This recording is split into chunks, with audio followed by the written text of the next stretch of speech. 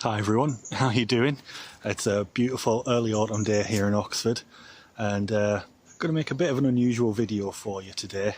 I've been locked out of my office and don't have access to any of my video kit or my editing computer because my new access card doesn't have any of its permissions sorted out yet. So I thought what I'd do is have a wander around with my phone, make a wee video for you that way. So because it is early autumn, that means everyone's going to be starting uni, and some of you are going to be starting university and study for the first higher education study for the first time. What I thought I'd do is make an easy video for you here, give you a few quick, simple tips about how to make the most of starting out your geology or earth science degree for the first time. Some of the things that I wish I'd known before I started doing my undergrad or even doing my PhD. Okay, let's get started. Hey, how's it going? My name's Brooke, I'm a geologist. Welcome to the channel where I teach you how to read the story of the Earth as it's written in the rocks. Out and about today. I've even lost my sunglasses, so that's why I'm squinting like this. It's so bright and sunny. Okay, so things I wish I'd known. First thing to remember when you're starting on a new course, earth science, geology, doesn't matter what, is that everyone's new to this. Their first time away from home, maybe first time at university studying a degree, and people are going to cope with this in different ways because everyone's going to be really nervous and not know what the hell's going on, especially if you end up somewhere really weird like Oxford. Some people are going to be like really shy and quiet and nervous. Some people might be like really loud and be making jokes about this. Some people might be really bragging and boasting about how great they are, about how much they already know. And some people might seem like they're really aloof and arrogant and that they're too good to be there. It's all the same. Everyone's just trying to find different ways to cope with the fact that they're really out of their comfort zone, that they're really nervous and that they don't know what's going on. And if you can remember that, then you can start to think about ways that you can make yourself feel better and then make other people feel better as well. Number two, everyone's going to be new to earth sciences and geology. In the UK, not many schools teach it at all. So when you get to university, that's generally the first place that most people will encounter it. You might have a few people who've done it at high school or a sixth form college. You might have a few people like me who've been doing it since they were little kids. Those people are going to be few and far between. Everyone's new at this, so don't be intimidated if someone knows loads already or thinks that they know loads. Even if they have studied it before, one of the first things that you find out when we start teaching you is actually how abbreviated high school and sixth form college geology classes are compared to what you're going to start learning now in your undergrad. Geology is still a fairly new subject, so even the PhD students and tutors like me and the professors are all constantly still learning and unlearning and relearning stuff. So you'll probably be surprised about how much we say things like, oh, we don't know. Just turn up and be ready to learn like a brainy meat sponge. Number three, if you're like me, a socially awkward person who's not very good at talking to new people and is actually quite shy, then not knowing stuff is a really good way to make friends within your class, because then you can ask people for help. You know, do you want to work on this problem together? If it's like Oxford, where the first thing we do is take you on a field class, get you to look at rocks for the first time in outcrop, working together and talking to people, talking through problems is a really good way to break the ice, start making friends with people on your class. Another good way to start making friends is by, if you find something out, something cool, or if you've got a bit of knowledge already, you just be like, hey, look at this cool thing that I found, or this cool thing that I've heard about. That's one of the reasons I did so well, and the people that I was friends with did so well, is because we were constantly the people who were always going, look at this cool thing, hey, let's learn about this, oh, isn't this great, let's share this knowledge. And that really kind of helped us all progress. Number four, make use of grad students. We were all undergrads, most of us fairly recently, and the reason we ask to tutor is because we want to help you, we want to teach, and we want to help you progress and do the best that you can. Ask us about stuff that you're struggling with, and it doesn't even have to be specifically related to whatever class we're teaching or even the science or geology topic. It can be due to things like anything in a university. You know, we're a good point of contact for that sort of stuff because we've been through it ourselves really recently. At the same time, we want to help you learn, and we want you to do the best that you can, but we're also not going to spoon feed you. We're going to make you work for your learning. So just be aware of that. You can't just go to like your grad tutor or a PhD student that you know through demonstrating in classes and say, what's the answer to my homework? Because either they might not be able to tell you that because of the rules. They might not be able to tell you it because they might not genuinely know it, but what they're probably going to do is help you work it out or point you to something that'll help you work it out, like a paper or a particular textbook. And we're really good sources for that kind of thing because we've read most of the textbooks by this point. So number 5, I'm such a goon. Be prepared to make lots and lots of mistakes. Learning isn't a process, it's an ongoing process. It's not a thing that happens. You don't level up like a Pokemon and suddenly become learned. It's a constant ongoing process.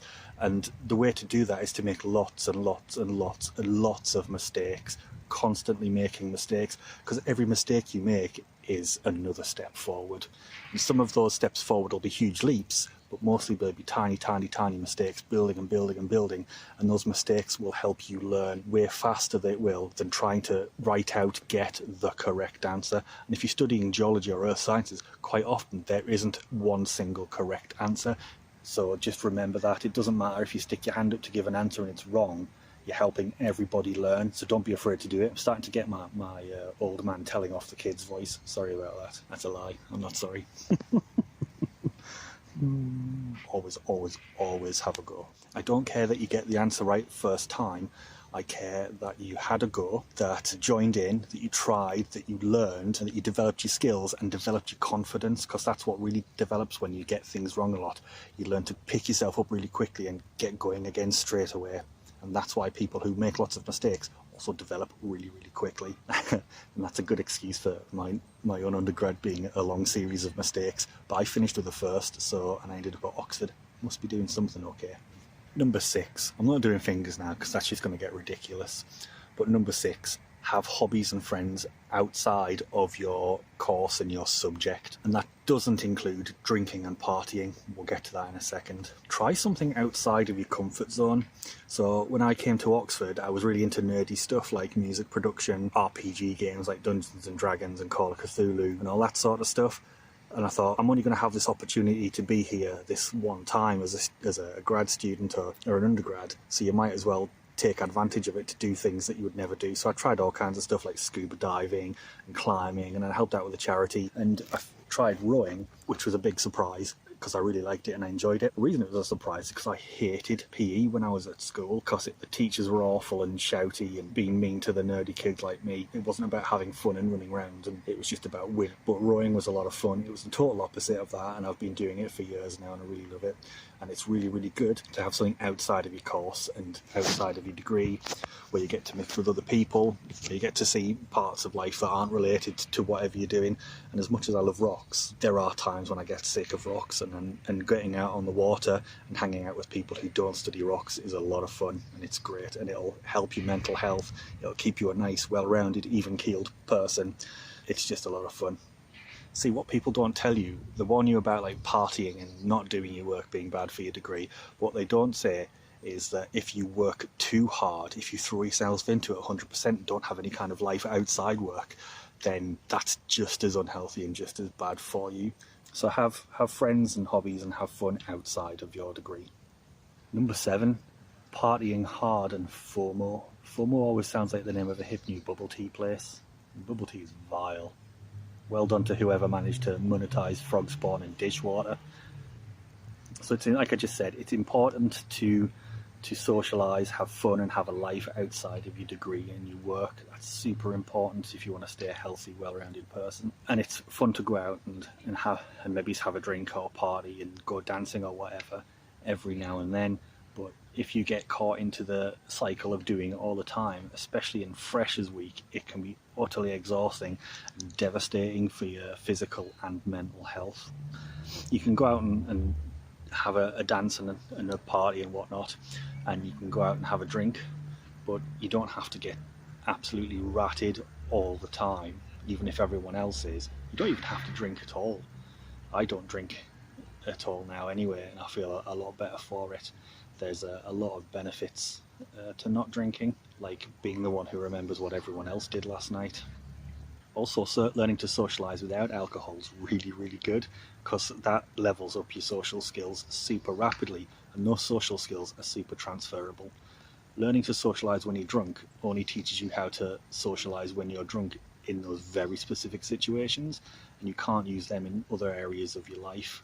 It also means that you're probably using alcohol as a crutch for insecurities and shyness, which is totally what I was doing when I used to drink lots. Forcing yourself to socialise in those kind of situations without drinking is really good, because those social skills are transferable to all other aspects of your life, and they'll stay with you for the rest of your life and your career, and make you a more fun, well-rounded person. And if you're a more fun, well-rounded person, other fun, well-rounded people will want to hang out with you, and you'll have a really healthy social group of normal people. If you're going to events where the only way you can have fun is to drink, then you need to go to better social events. And if that means that you might have to have other friends for other kinds of social events, FOMO means fear of missing out, and that can be like super hard when you're doing your undergrad, because everyone's out partying and there's always events going on, but you might not be able to go out because you might need to study for some homework that you've got. And there are going to be times when you're going to have to say, I can't do it, I can't go out. But it's a skill that you've got to learn to do. You've got to learn to develop it. And trust me, handing in assignments and rushing them in the last minute is way more stressful than feeling a bit bummed out because you couldn't go and hang out and party with your mates. Also, take it from experience, trying to do a really difficult lab session is horrible when you're hungover or still drunk. Trying to do field work when you're hungover or still drunk is near impossible and really dangerous in some cases. It's also unfair on the people that you have to work with, so don't do it. Always going to be more times when it is okay to go out and have a drink, maybe just get a bit drunk, and then spend the next day in bed hungover. Eventually it gets pretty boring, and then there's other things you want to do with your life. Okay, number 8. When it comes to your lab work, your class work, all that sort of stuff, perfect is the enemy of progress. There is no such thing as perfect. Your work will never ever be perfect, especially because geology and earth sciences are such young subjects that there is still lots of stuff that we're trying to figure out.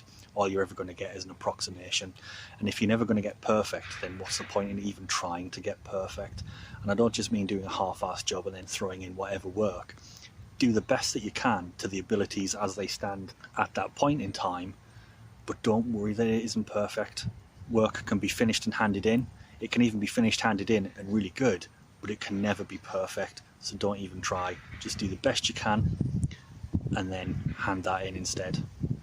I would much rather that you handed in a piece of work that you didn't feel was good enough than you didn't hand anything in at all because you were paralysed by not being able to make it perfect. And that's what healthy progress looks like. It's lots of little steps along a path that's absolutely littered with bits of failure and occasionally a few big leaps, and that's fine. That's what it's meant to look like. Progress is completely attainable. It's something you can just keep constantly doing, and it's sustainable all the way through your degree, whereas perfect is a horizon that you're never ever going to catch, so don't even bother. So this is number 9. Don't know how big the classes are going to be where you are. If you're in Oxford, you're only going to have maybe 30 people max. In some universities you might have hundreds of people in your class. These people are your colleagues, not your competitors. Work together, have study groups. No one is going to be good at every aspect of geology, of earth sciences, and no one can be an expert at all of those different topics, because each one of them could be a degree on its own. That's exactly what I did in my degree. I was really good at sedimentology, rocks, fossils, textures, petrography, that kind of thing.